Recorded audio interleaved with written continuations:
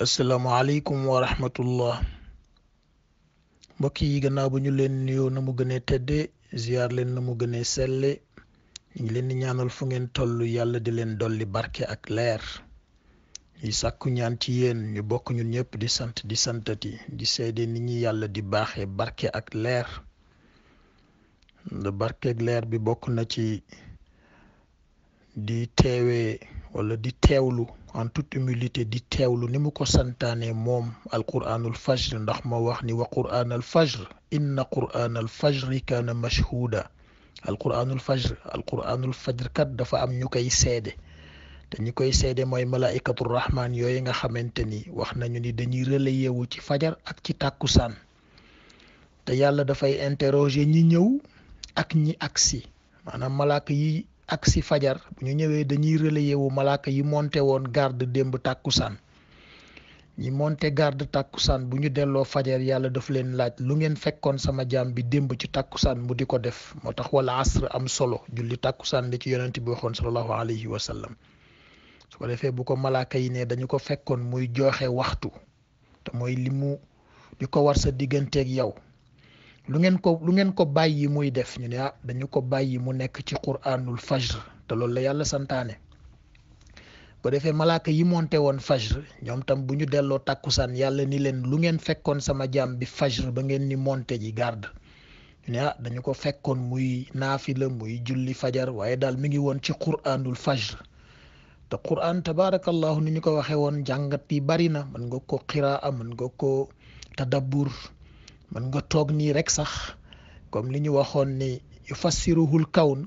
sa xel dem ci ndeysaan suñu mbokk boobu di Stephen Hawking nga xam ni wàññeeku na bërki démb te nekkoon ku ñu ràññee ci boroom xam-xam boo xamante ni ay gëstoom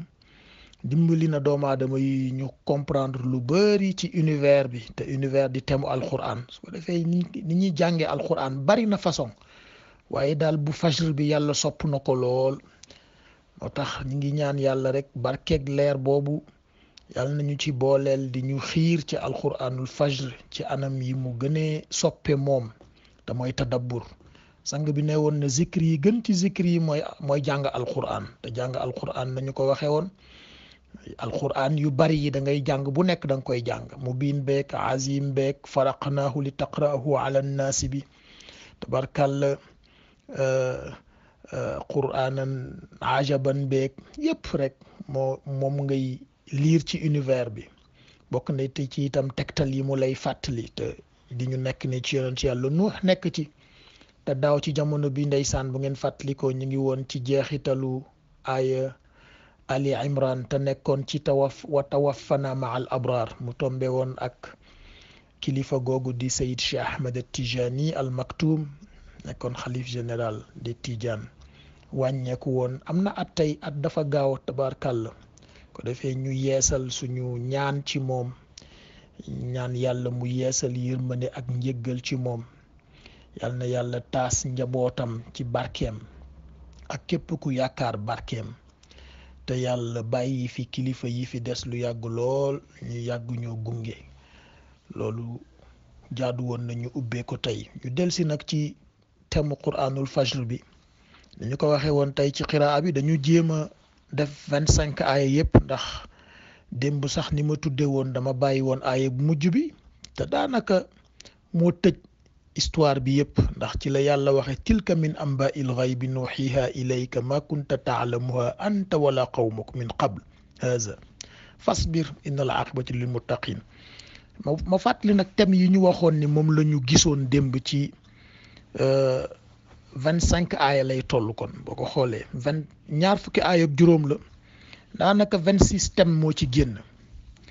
ma fàttali ko niñ ko waxee woon démb te mooy mission bi nga xamante ni mi ngi ci verset 25 bi message bi nekk ci verset 26 bi fetteerle bi xeetam fetteerle woon te mooy ñàkk nangu bu ñu ñàkk nangu li ko yàlla yónni woon nekk ci verset 27 bi ndeysaan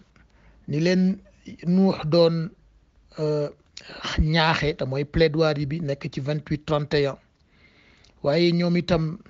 nañu ko gàntale mooy récidive bi mooy bañ nañu bañaat nañu mu nekk ci verset 32 bi yonent nag saa yu ko yàlla yónnee mu woo njabootam woo communauté am ñu lànk yàlla da koy ne tegal leen ni lii mooy conséquence bi te mooy xeetu menace boo xam ni du jóge ci yonent bi waaye ci yàlla lay jóge. gis nga mi ngi koy wax ci wax bu leer danañ ci ñëwaat incha allah mu nekk verset 33 bi waaye moom bu jógee ci loolu moom day wakkilu dellu ci yàlla te xam ne ñi la yoruñu dundam yoruñu teraangaam yoruñu daraam yàlla ko yónni rek.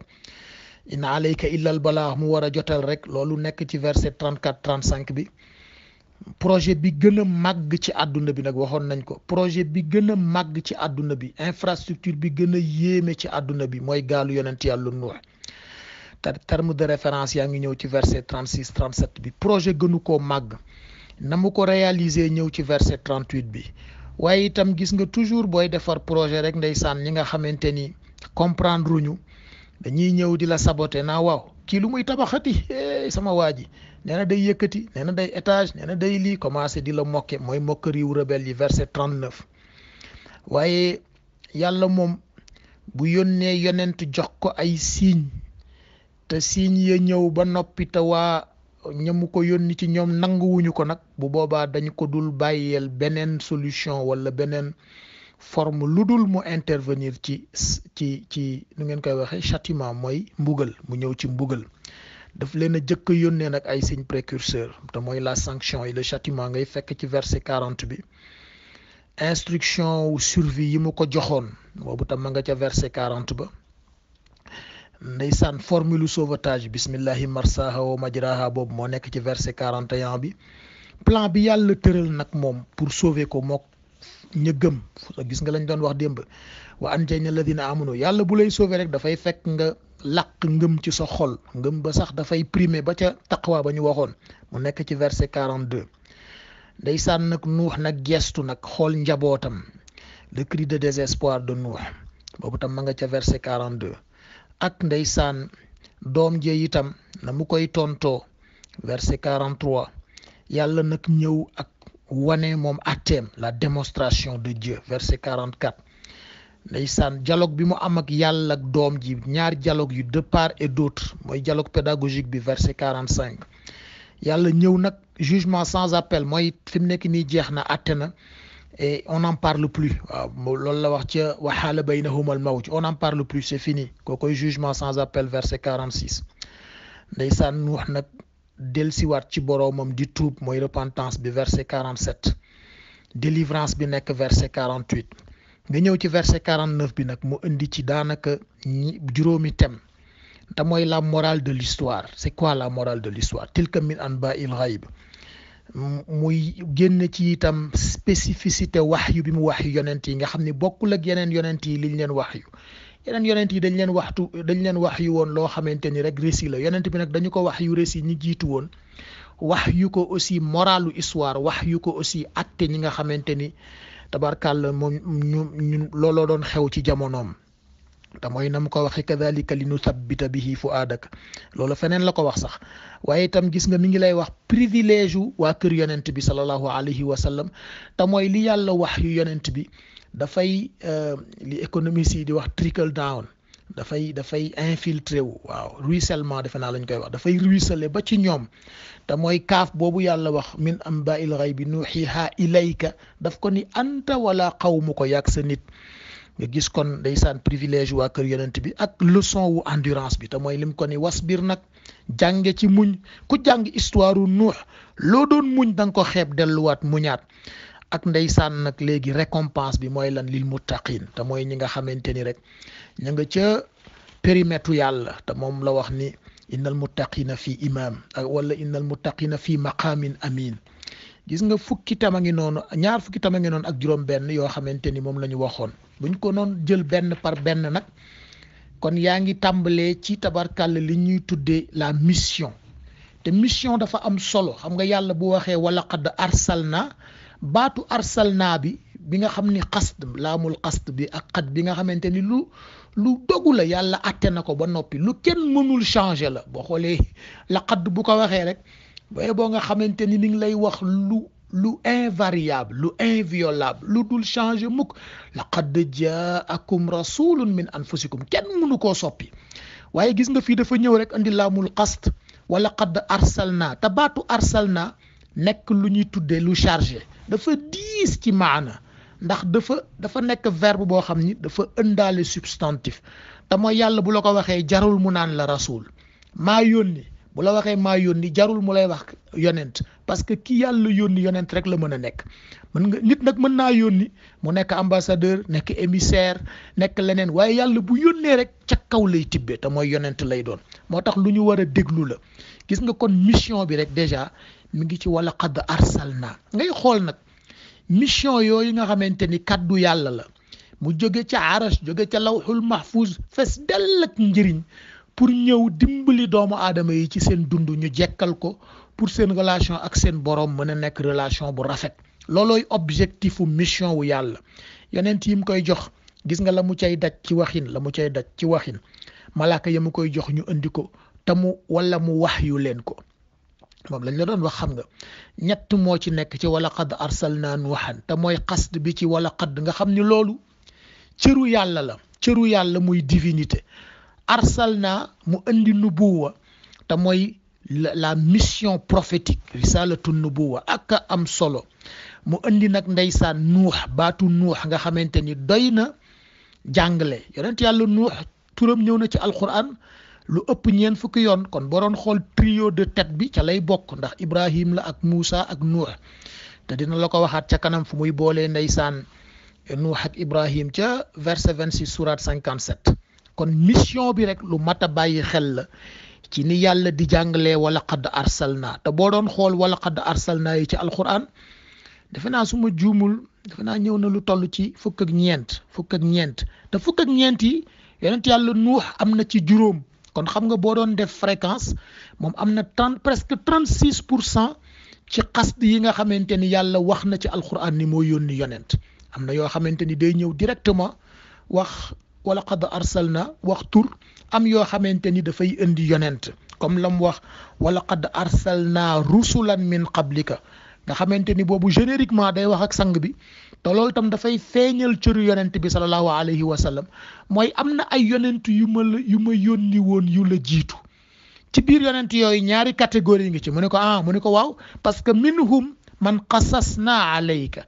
am na ci ñoom ñoo xam ne li nettali naa la seen histoire yonent yi yàlla nettali seen histoire ci alxuraan ëpp ñu ñaar fukk ak juróom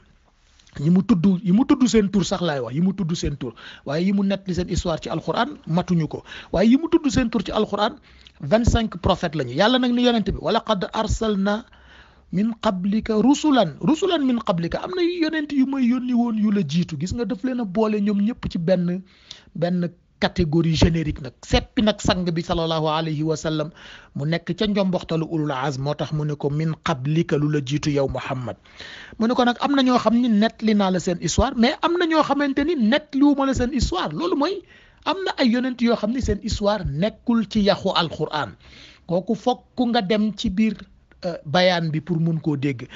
wa minhum man lam naqsus alayka am na ñoo xamante ni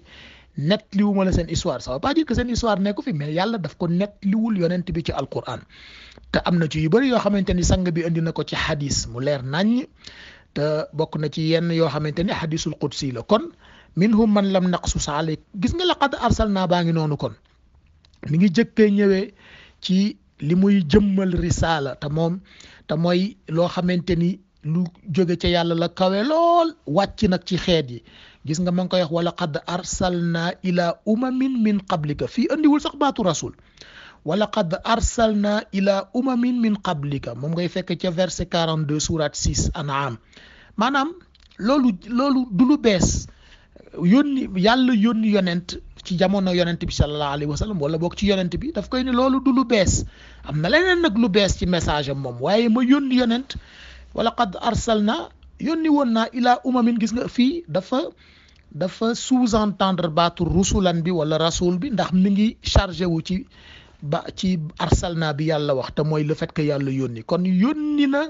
ay yonent mu sous-entendre rusulan bi ci ay xeet yoo xamante ni ñoo jiitu woon sang bi mu waxaat nag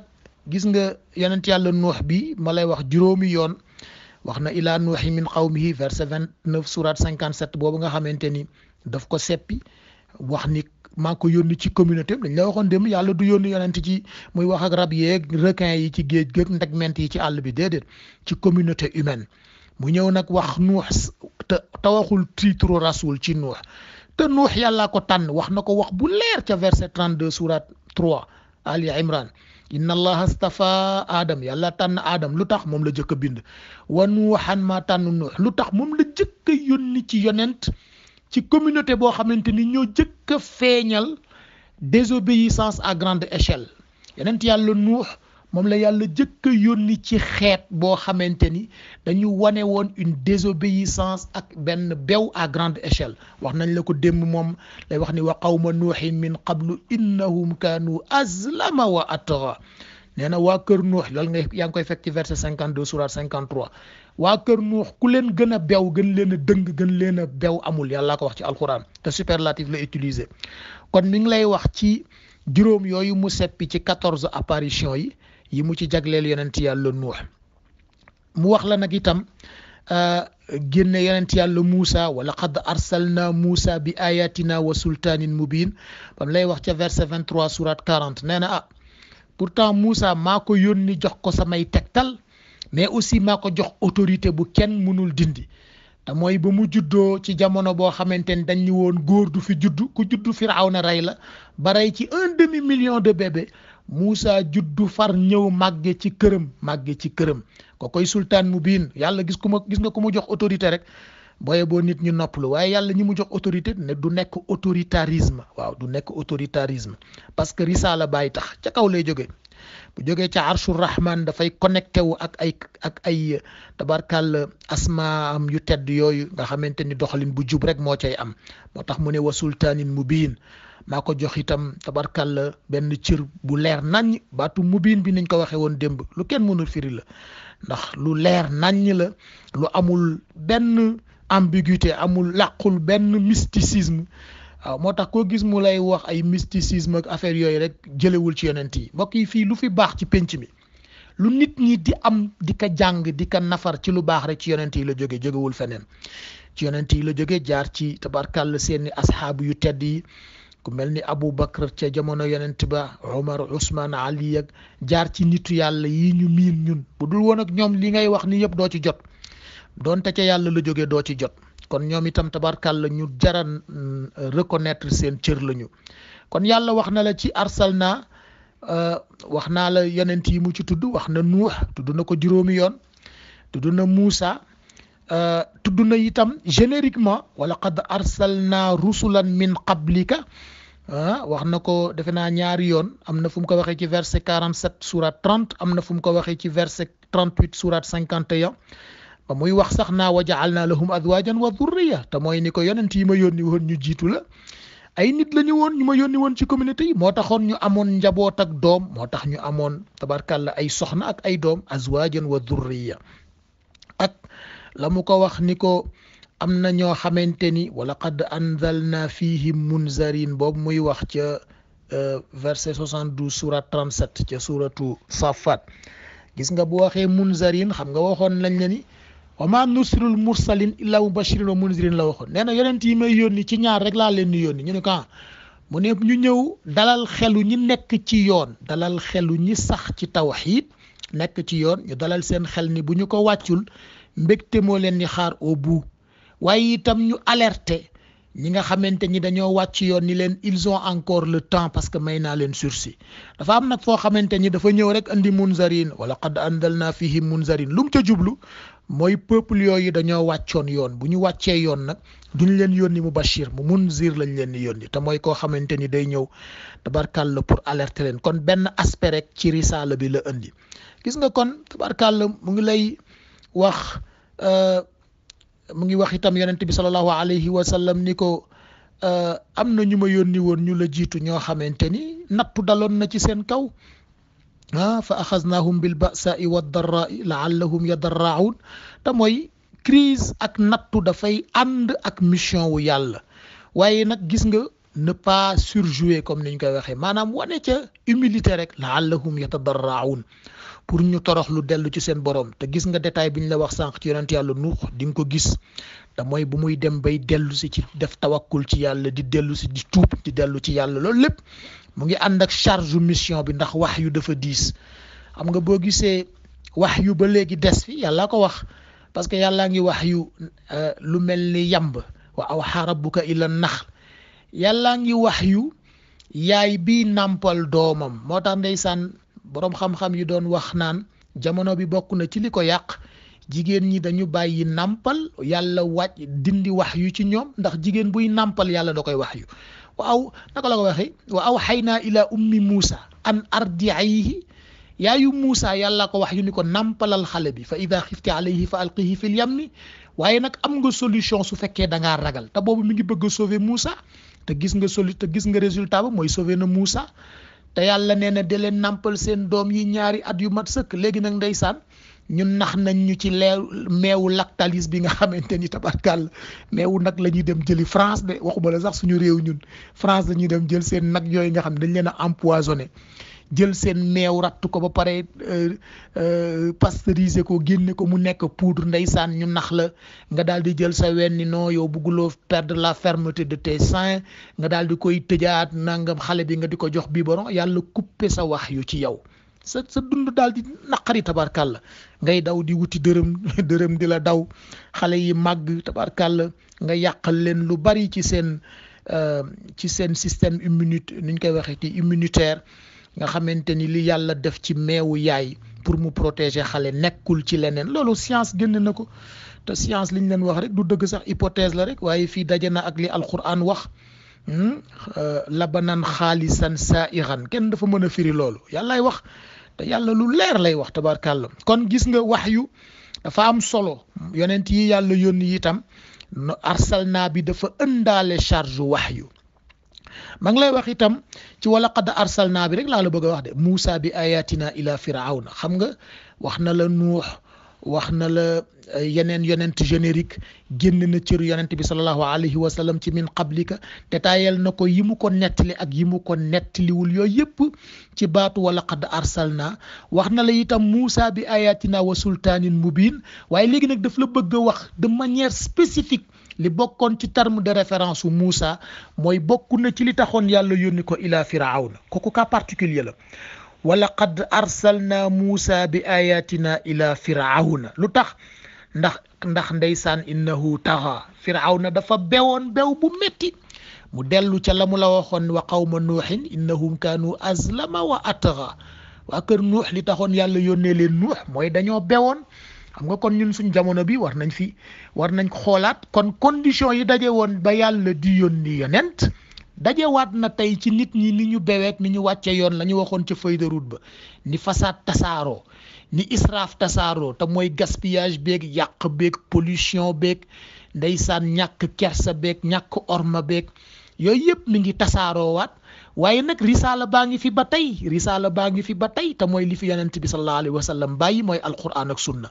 loolu mooy spécificité bi nga xamante ni moom lañ junj sànq ci thème yi xam naa ma nga ca conclusion buñ ci accès ak jàmm incha allah waaye da lay wax rek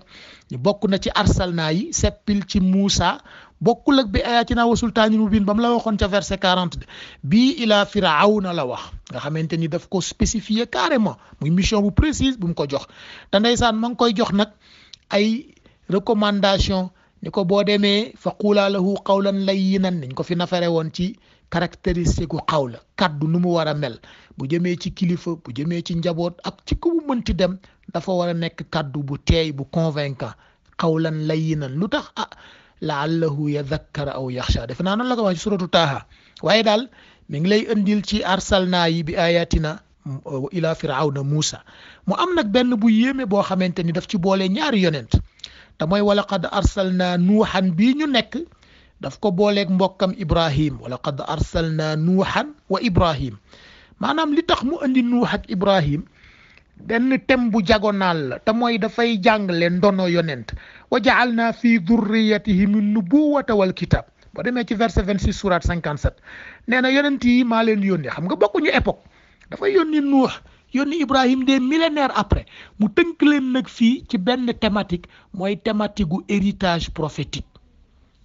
héritage prophétique bi lim ci jublu mooy wax la ni la wa ja'alna fi dhurriyyatihi min nubuwwata wal kitab daf ne fa minhum muqtasid te mooy am na ñoo xamante ni ci héritage yonent yi jubal nañu ba ñëpp ràññee ni jubal nañ waaye wa kathirun minhum fasiqun am na ñu jële ci yonent yi ba pare dëng kan doomu yonent yàlla Nuux gis nga diagonale bi xam naa dañ ci ñëwaat du fi xaj mais diagonalu ascendance descendance la maanaam Ibrahim baay bi dafa dëngoon lool boo fàttalikoo ma ngi la koy wax ndeysaan wa id qaala ibrahimu li abihi aadara atattaxidu asnaaman aliha inni araka wa qawmaka fi dalaalin mubiin maanaam Ibrahim baay bi dafa dëngoon wàcc yoon waaye njabootam dafa jub te mooy Ismaayil nga jël yonent yàlla Nuux bi jóge ci Idris doon nekk yonent bu tabaarkàlla war a faat wazkur fil kitaabi Idris innahu kaana siddiqan nabiyyan nekkoon ku jub ku maandu ku yàlla yëkkati woon cër waaye doom ja wàcc yoon te mooy lam ko waxoon innahu laysa min ahlika kon yonent ngi nii boo xamante ni jëlewul ci baayam waaye njabootam jub na ba jële ci moom yonent ngi nii boo xamante ni jële na ci baayam wala maamam njub waaye doomam jëlul ci moom kon day casser transmission bi loolu la lay jàngal fii moo tax mu ñu la wa ja'alna fi dhurriyyatihi min nubuwwa wal kitab fa minhum am na ci héritage ba muqtasid ñu tegu ca yoon ba jubal waaye wa kathirun minhum la majorité nag fasiqun dañoo wàcc yoon ba kon loolu moo lay wax ni héritage yonent yi lu ci ëpp ñi ko doon noon dañ koo sànk wala boog toppatoo wuñu ko nañu ko waroon toppatoowee xam naa loolu danañ ci ñëwaat beneen thème la waaye daal mbokk yi laqad arsalna baa ngi noonu muy premier thème bi ñu jël muy mission bi nga xamante ni moom la yàlla jox yonent yi te mooy ñu ñëw fekk suuf li fi nekk ci mbewteel nekk fi ci ndëng nekk fi ci wàcc yoon nekk fi ci corruption nekk fi ci façade nekk fi ci israaf ñu dimbali nit ñi ci ñu saafara ko ba jekkalaat seen relation ak seen borom bu ëllëgee ñu ñëw ci message bi incha allah asalaamaaleykum